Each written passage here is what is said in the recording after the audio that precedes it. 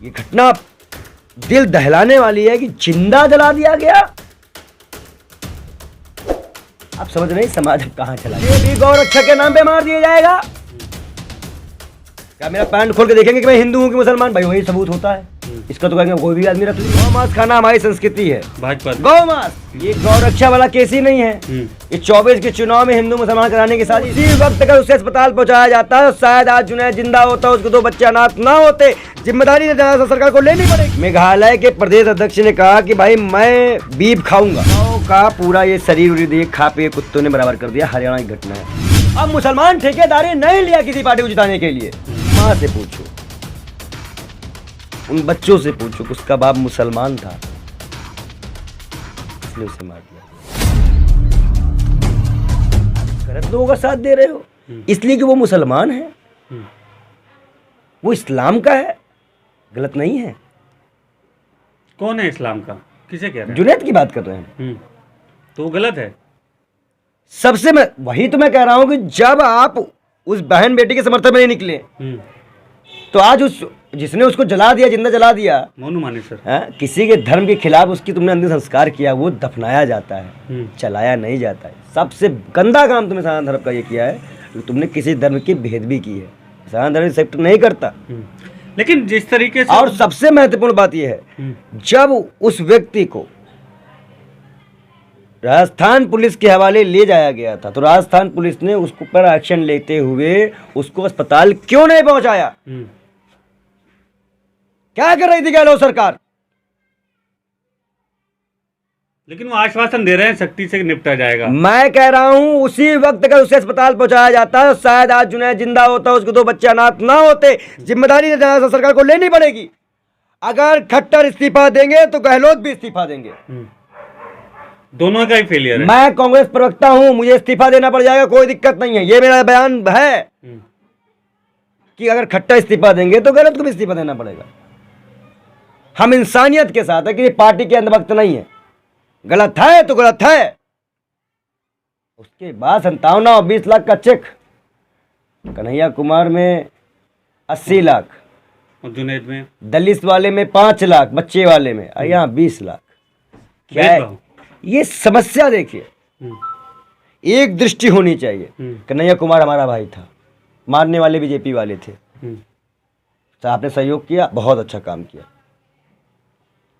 उसके आगे बढ़िए, बच्चे वाला केस हुआ, आपने 5 लाख का चेक दिया, दलित बच्चे को गहरामी से पीटा गया, वो दलित था इसलिए। फिर मुस्लिम पे आए और आपने 20 लाख का चेक दे के सब खत्म कर दिया। आजीवन उसका पेंशन की व्यवस्था करा जाए, आजीवन उसके परिवार को चलाने की व्यवस्था की जाए। उसकी तो बेटी के बेटे भी हैं, बच्चे छोटे हैं उनके, बेटी है, बेटी भी है। हाँ, बेटी है, बेटा भी है। हाँ, उसके बेटे के आजीवन पढ़ाई का खर्चा, अच्छे स्कूल में, सैनिक स्कूल में, वो लोग, बीवी की पेंशन, अब उनकी पेंशन, उनको 1 सिलेंडर मुफ्त महीने का। और उनको सरकारी एक ऐसी व्यवस्था की जाए, कोई भी सरकार आए, सरकार ऐसा कुछ कार्ड बनाए जिनको उनको आजीवन डबल राशन मिले, उनके बच्चे भूख से बिलके ना। और उसका मकान भी बनाया जाए, उसको 2 कमरे का मकान उसी की छत पे को बनवा देना चाहिए। ऐसे कुछ प्रोसीजर हम जब लाएंगे तो हमें कुछ हमदर्दी सरकारों से हमदर्दी जनता को होगी। जनता के लिए तो कुछ नहीं हो रहा, कोई नहीं कर रहा, इसीलिए मुझे अलग थलग कर दिया जाता है। लेकिन जुनैद से हमदर्दी कम है, मोनू मानेसर से ज्यादा है। उसके समर्थन में सभाएं हो रही हैं। राजस्थान की वो सभा आप जो बता रहे हैं, राजस्थान में नहीं, हरियाणा में हो रही। मैं क्या कर रहा हूँ, राजस्थान में भी कुछ तत्वों ने उठाया है, हरियाणा में जो सभा हुई है, तो आप ये सोचिए, बस इतना सोचिए। मैं तो उस पर अगर यही कह रहा, आपने जो सवाल किया, किसका विरोध कर रहे थे वो? सरकार का, पुलिस का, गृह मंत्री अमित शाह का। क्या आज संगठन सरकार से ज्यादा पावरफुल हो गया है? वो संगठन कह रहा है कि अगर राजस्थान पुलिस इस मामले में यहाँ आती है तो अपने पैरों पे तो आएगी, लेकिन पैरों पे नहीं जा पाएगी। डायरेक्ट स्टेट को चुनौती है, प्रशासन को, संविधान को। देखिए, जब गृह राज्य मंत्री किरेन रिजिजू सुप्रीम कोर्ट को चुनौती दे सकते हैं तो ये संगठन भाजपा रहे सरकारों में अगर इस तरह का कार्य कर रहे हैं तो कोई नई बात तो नहीं है। आप सोचिए, प्रशासन का खुला विरोध, इसे आतंकवादी गतिविधियां, इस तरह के लोगों को आतंकवादी कहा जाता है। आपने रेप का समर्थन किया तो बड़ा अच्छा काम नहीं किया। द्रौपदी की साड़ी खींची गई थी, पूरा कौरव का वंश खत्म हुआ था, खाली बूढ़े धृतराष्ट्र को अग्नि देनी पड़ गई थी, 100 पुत्रों को। जो सत्य है, हम सच्चे सनातनी हैं, हम झूठ का साथ नहीं देंगे। हमने मुसलमानों को भी गलत किया तो मुसलमानों को भी धोया है और हम हिंदुओं को भी धोएंगे। लेकिन एक सवाल आपसे है पंडित जी कि आप ग्रंथ भी काफ़ी पढ़ते हैं, जाहिर है आपको बहुत नॉलेज है इन सब चीज़ों। किस ग्रंथ में लिखा है कि गोरक्षा के नाम पर किसी की हत्या कर दी जाए, मतलब मानव की हत्या कर दी जाए? ये गौरक्षा वाला केस ही नहीं है, ये 24 के चुनाव में हिंदू मुसलमान कराने की साजिश है। अच्छा, इसमें अच्छा ये बताइए, मैं आपको कुछ दिखाता हूँ किस तरह कुत्ते नोच रहे हैं हरियाणा में गाय को। अच्छा, अब इससे ज्यादा मैं आपको क्या ही दिखा दूं, आप समझिए। अब मेघालय में मेघालय के प्रदेश अध्यक्ष ने कहा कि भाई मैं बीफ खाऊंगा, खुद किरण रिजिजू भी कह रहे हैं। हाँ? अब वो उसमें धार्मिक आस्था है ना, ये संगठन उनके खिलाफ कब नारेबाजी करने जाएंगे? अगर मेरा सवाल हिंदू धर्म, अगर हिंदू धर्म में चलिए मान लीजिए आस्था है, तो वो आस्था हमारी भी है तो आपकी भी है, लेकिन उसको तो आस्था तो आप नहीं बनाते हैं। जब भाजपा का कोई नेता बयान देता है तो वो आस्था बन जाती है, तो वो आस्था बन जाती है। नहीं, भाजपा के नेता वाले में आस्था नहीं है, हम लोग वाले में है। अच्छा, वो लोग जो बनाते तो वो लोग हैं ना, देखिए उनके बयान में भी आस्था है। मेघालय के सड़गण गौ मांस खात, ये इनकी भाषा में है, गौ मांस खाना हमारी संस्कृति है, भाजपा गौ मांस। भाजपा अध्यक्ष मेघालय, आप बताओ किस किस की भावना आहत हुई? मैं ट्वीट किया है, मैं एक्टिव हूँ भाई, मैं पूरी तरह समाज के हर मुद्दों को लेकर एक्टिव हूँ। गुजरात में शराबबंदी का नजारा देखिए, आप इस तरह की चीजों को क्यों नहीं दिखा रहे मीडिया? जब गुजरात में शराब बंद है, दारू कहाँ से आई, चेकिंग नहीं हुई, बॉर्डर नहीं क्रॉस हुआ, इसी तरह लाखों करोड़, इसी तरह जुनैद को मारा गया। लेकिन मीडिया जो दिखा रहा है वो दिखा रहा है गोरक्षक वर्सेस गो तस्कर।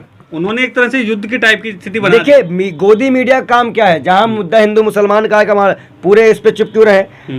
आप बताइए, इस तरह के भी मामले अगर होंगे, ये देखिए कैमरा जूम किया जाए, इस पे दिखाया जाएगी, देखिए किस तरह से गौ का पूरा ये शरीर देखिए खा पे कुत्तों ने बराबर कर दिया। हरियाणा की घटना है। अब अगर इस तरह की अगर वीडियो आते जाएंगे, आप देखिए मुसलमानों का नरसंहार करना पड़ेगा, तब मुसलमान का नरसंहार नहीं होगा तो भारत हिंदू राष्ट्र नहीं बन पाएगा। इस तरह के बयान देने वाले को क्या करेंगे आप? ये जेल गए? नहीं, इनके तो समर्थन में उतरते हैं लोग। अब समर्थन में कौन उतरता है भाई? 1000-10,000 रुपए, बेरोजगारी है देश में, नौकरी किसी के पास नहीं है, 500-500 रुपए फेंका, 1 करोड़ का इंतजाम किया, आओ सड़कों पे। अगर उन सबको खड़ा करके एक बार कायदे से इंटरव्यू करा लिया जाए तो किसी को मालूम नहीं होता है। अभी जंतर मंतर में विधान सदन में देखा कि 18 साल 19 साल स्कूली बच्चे बुलाए गए थे, उनको वहां पता ही नहीं था कि वो कौन है, कौन धीरेन्द्र शास्त्री, कोई कह जय श्री राम, कोई कह कोई जिम करने लग जा रहा है। ये क्या, मतलब आप समझ रहे हैं युवाओं के हाथ में क्या? आज भी दिल्ली की परीक्षाएं हो रही हैं, बोर्ड की साफ सुथरी हो रही है, नकल से हो रही है, तो वही भक्ति जानता है। छापा पड़ना चाहिए, जांच तो होनी चाहिए, लेकिन बच्चों को पास भी करना मजबूरी है, क्योंकि कोरोना काल में बच्चे स्कूल गए नहीं हैं, बेचारे कमजोर हो गए हैं, कोचिंग के पैसे रहा नहीं है, तो उनको पास भी करना सरकार की जिम्मेदारी है। और इस बार के बच्चों को अच्छी तरह से अच्छे नंबरों से पास करना सरकार की जिम्मेदारी इसलिए भी है कि उनको बेहतर भविष्य दिया जा सके। लेकिन क्या सरकार, दिल्ली सरकार ये नहीं करेगी कि 3 महीने उनको एक्स्ट्रा पढ़ा दे? आप देखिए जुनैद को मार देने वाला कांड चल जाएगा, किसी को काटने की बात चल जाएगी, रामदेव का बयान में बात होगी, लेकिन कभी इंसानियत की बात कोई करता है? पब्लिक को प्रॉफिट देने की कोई बात करता है? ये नए नवेले लौंडे हैं, ये है, ये तिलकदारी है, ये कोई भी हो, क्या इनका पर्सनल इंटरेस्ट नहीं होता? क्या ये अपने चैनल से रुपया नहीं कमा रहे हैं? ये कैसे जी रहे हैं? तो जब तक जनता के मुद्दे के लिए, जो जनता के मुद्दे के लिए खड़ा हो, अगर वो जनता के लिए समर्पित नहीं है तो उसे आप मत मानिए। लेकिन हमारे यहाँ तो अंधभक्ति चलती है ना, कोई तो किसी का मसीहा बनने को तैयार है। लेकिन पार्टियां जो सरकारें हैं वो तक समर्थन को तैयार नहीं है, मिलने को तैयार है। मैं क्या कह रहा हूँ, बहुत देर बाद गहलोत साहब की मुलाकात हुई है पीड़ित परिवार। मैं कह रहा हूँ उसी दिन, मैं कह रहा हूं अगले दिन आपको पूरी राहत सामग्री भेज देनी चाहिए, एक नए कानून लगा देनी चाहिए, हर जगह इस तरह के ग्रुपों की जांच करनी चाहिए और जहां पे उनको धड़ाधड़ उठाना चाहिए, तब हम मानते हैं कार्रवाई हुई है। इतने भी ऐसे ग्रुप राजस्थान में चल रहे हो, और जब पुलिस को, वो आप जितने भी आला अधिकारी, उनको सस्पेंड करना चाहिए कि आपने उसको अस्पताल क्यों नहीं पहुंचाया। कार्रवाई ऐसे की जाती है। लेकिन गोरक्षा के नाम पर अपने लाइसेंसी हथियारों की नुमाइश करना, उन्हें लहराना और किसी पे गोली चलाना, अभी पीछे हाल ही में उसने गोली चलाई थी मोनू मानेसर ने, तो एक छात्र को लग भी गई थी, तो ऐसे लोगों पे कार्रवाई नहीं हो रही है। देखिए, सरकार में खुली छूट है ऐसे लोगों को। मैं बयान दे रहा हूं, मुझे भी कुछ हो सकता है। बड़े नेताओं के साथ फोटो है, मैं क्या कर रहा हूं, मैं बयान दे रहा हूं, मुझे भी कुछ हो सकता है, मैं डरता नहीं हूं।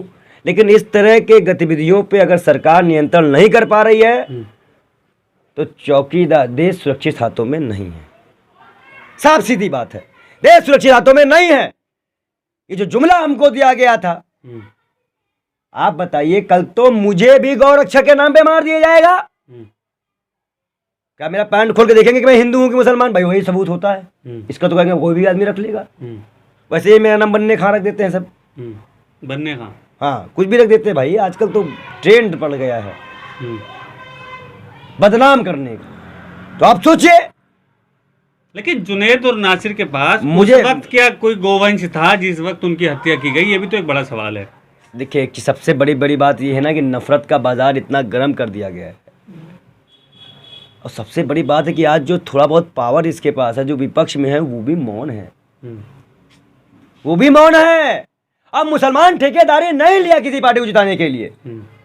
मुसलमान बराबर से वोट करता है। उसने यूपी में सपा को वोट किया तो किया, उसने बंगाल में टीएमसी को वोट किया तो किया।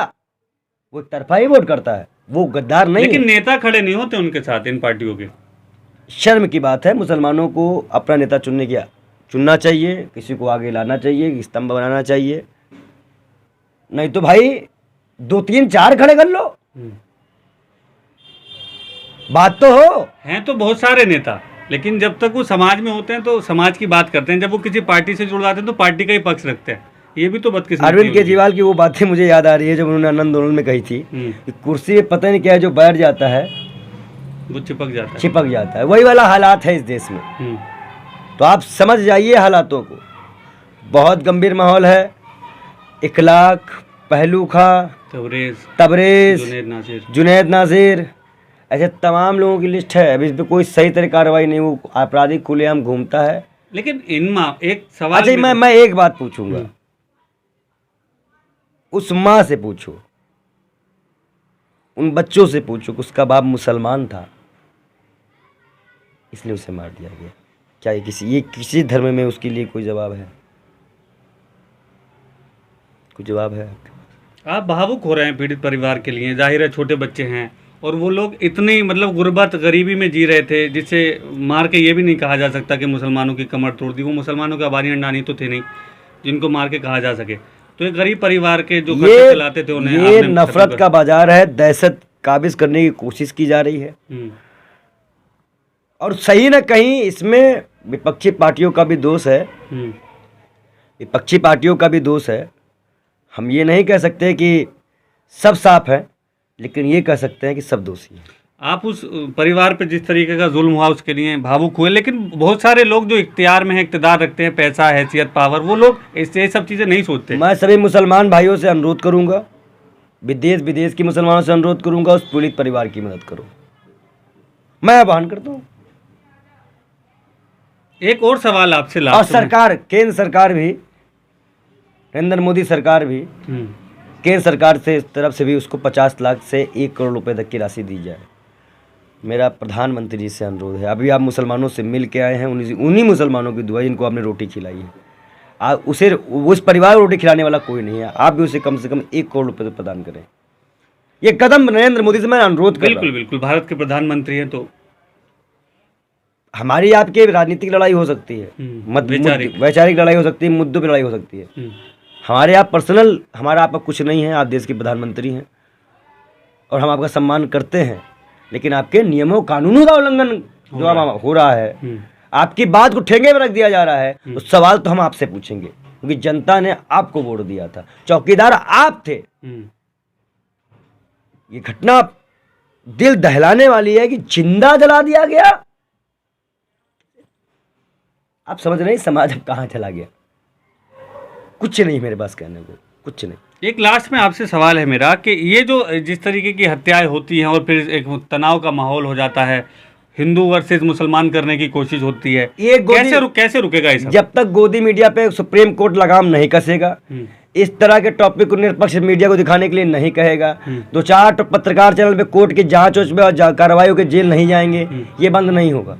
सबसे बड़ी जिम्मेदारी देखो विकास से एनडीटीवी है, दलाली सारी गोदी मीडिया करती है, अंदरूनी सेटिंग होती है, अकेला इंटरव्यू होता है, वो तीखे सवालात नहीं होते जो 14 के पहले हुआ करते थे। 14 के पहले का इंटरव्यू का स्तर देखिए और आज का देखिए। हम तो नियम कानून और धर्म की बात करते हैं। तो कहीं